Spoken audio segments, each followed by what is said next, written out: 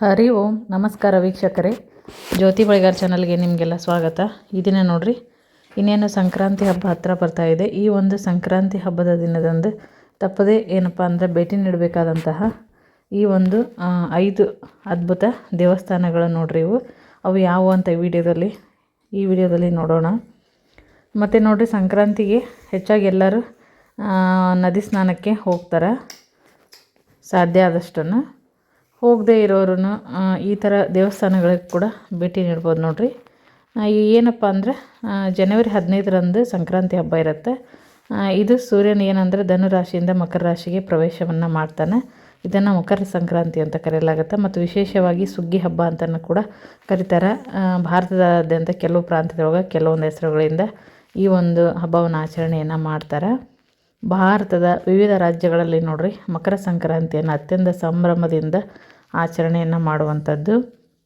ಹಾಗೆ ಒಂದೊಂದು ರಾಜ್ಯದಲ್ಲಿ ಒಂದೊಂದು ಹೆಸರಿನಿಂದ ಇದನ್ನು ಉಲ್ಲೇಖ ಮಾಡ್ತಾರೆ. ಮತ್ತು ತಮಿಳ್ನಾಡಿನೊಳಗೆ ನೋಡ್ರಿ ಪೊಂಗಲ್ ಅಂತಂದು ಆಚರಣೆ ಮಾಡಿದರೆ, ಆಸಾಮ್ನಲ್ಲಿ ಭೋಗಾಲಿ ಬಿಹು ಅಂತ ಆಚರಣೆ ಮಾಡ್ತಾರೆ. ಗುಜರಾತ್ ಮತ್ತು ರಾಜಸ್ಥಾನದೊಳಗೆ ಉತ್ತರಾಯಣ ಅಂತ ಕರೀತಾರೆ ನೋಡ್ರಿ. ಈ ಒಂದು ಶುಭ ದಿನದಂದು ಜನರು ಏನಪ್ಪ ಅಂದ್ರೆ ಎಳ್ಳು ಬೆಲ್ಲ ಹಂಚೋದು, ಅದ್ರ ಜೊತೆಗೆ ಗಾಳಿಪಟವನ್ನು ಹಾರಿಸ್ತಾರೆ. ಕೆಲವು ಕಡೆ ದೇವಸ್ಥಾನ ಪುಣ್ಯಕ್ಷೇತ್ರಗಳಿಗೆ ಹೋಗ್ತಾರೆ, ನದಿ ಸ್ನಾನವನ್ನು ಮಾಡ್ತಾರೆ. ಹಾಗಾಗಿ ಏನಪ್ಪ ಅಂದರೆ ವಿಶೇಷವಾಗಿ ಭೇಟಿ ನೀಡುವಂತಹ ಸ್ಥಳಗಳನ್ನು ನೋಡೋಣ. ಮೊದಲೇದಾಗಿ ನೋಡ್ರಿ, ಗವಿಗಂಗಾಧರೇಶ್ವರ ದೇವಸ್ಥಾನ. ಇದು ಕರ್ನಾಟಕದೊಳಗನ ಐತಿ. ಮತ್ತು ಕರ್ನಾಟಕ ರಾಜ್ಯದ ಬೆಂಗಳೂರಿನಲ್ಲಿ ನೋಡ್ರಿ, ಇದು ಪುರಾತನವಾದಂಥ ಒಂದು ಶಿವ ದೇವಸ್ಥಾನ. ಇದು ಏನಂದರೆ ಗವಿಗಂಗಾಧರೇಶ್ವರ ದೇವಸ್ಥಾನ ಅಂತ ಕರೀತಾರೆ. ಇದು ಕೂಡ ಪ್ರಸಿದ್ಧಿಯನ್ನು ಪಡೆದಿರುವಂಥ ಹಳೆ ಕಾಲದ ಒಂದು ದೇವಸ್ಥಾನ ನೋಡ್ರಿ. ವಿಶೇಷ ಏನಂತ ಹೇಳೋದಾತಂದ್ರೆ, ಪ್ರತಿ ವರ್ಷ ನೋಡ್ರಿ ಮಕರ ಸಂಕ್ರಾಂತಿ ದಿನ ಇಲ್ಲಿ ಏನಂತಂದರೆ ಸಂಜೆ ಸೂರ್ಯನ ಕಿರಣಗಳು ದೇವಸ್ಥಾನದಲ್ಲಿರುವಂತಹ ನಂದಿಯ ಕೊಂಬಿನ ಮಧ್ಯಭಾಗದಿಂದ ಹಾದು ಹೋಗಿ ನೇರವಾಗಿ ಗವಿಯಲ್ಲಿರುವಂತಹ ಈ ಶಿವಲಿಂಗವನ್ನು ಸ್ಪರ್ಶಿಸ್ತವೆ ಅಂತಂದು ಹೇಳ್ತಾರೆ ನೋಡಿ. ಮತ್ತು ನೋಡಲು ಏನಪ್ಪ ಅಂದರೆ ಸಾವಿರಾರು ಮಂದಿ ಈ ದಿವಸ ಈ ದೇವಸ್ಥಾನಕ್ಕೆ ಬರ್ತಾರೆ ಅನ್ನೋದು ವಿಶೇಷ ನೋಡ್ರಿ ಈ ದೇವಸ್ಥಾನದ್ದು. ಇದು ಬೆಂಗಳೂರಿನಲ್ಲಿ ಐತಿ. ಈಗ ನಾನು ತೋರಿಸ್ತಾ ಇದ್ದೀನಲ್ಲ ಈ ದೇವಸ್ಥಾನ. ಅದಾದ ನಂತರ ಏನಪ್ಪ ಅಂದರೆ ಇನ್ನೊಂದು ಯಾವುದಂತಂದ್ರೆ ಕೇರಳ ರಾಜ್ಯದ ಶಬರಿಮಲೆ ಅಯ್ಯಪ್ಪ ಸ್ವಾಮಿಯ ದೇವಸ್ಥಾನ. ವಿಶೇಷವಾಗಿ ಸಂಕ್ರಾಂತಿ ದಿನ ಭೇಟಿ ನೀಡಬೇಕಾದಂತಹ ದೇವಸ್ಥಾನ ನೋಡ್ರಿ. ಇದನ್ನು ಕೂಡ ದಕ್ಷಿಣ ಭಾರತದೊಳಗೆ ಸಂಕ್ರಾಂತಿ ಅಂದು ಏನಂದರೆ ಅತಿ ಹೆಚ್ಚು ಭಕ್ತರು ಭೇಟಿ ನೀಡುವಂಥ ಸ್ಥಳ ಇದು. ಮತ್ತು ಸಂಕ್ರಾಂತಿಯ ಶುಭ ದಿನ ಏನಂದರೆ ಶಬರಿಮಲೆಯಲ್ಲಿ ಮಕರ ಜ್ಯೋತಿಯನ್ನು ಬೆಳಗಿಸಲಾಗುತ್ತೆ. ಮತ್ತು ಈ ಸಂದರ್ಭದಲ್ಲಿ ಅಯ್ಯಪ್ಪ ಸ್ವಾಮಿಗೆ ಏನಂದರೆ ತಿರುವಾಭರಣ ಎಂಬ ಒಂದು ವಿಶೇಷ ಪೂಜೆಗಳು ಕೂಡ ನಡೀತವೆ ನೋಡ್ರಿ. ಇಲ್ಲಿನೂ ಕೂಡ ಸಾಕಷ್ಟು ಜನರು ಸ್ವಾಮಿಯ ದರ್ಶನವನ್ನು ಪಡೆಯಲು ಬಯಸ್ತಾರೆ.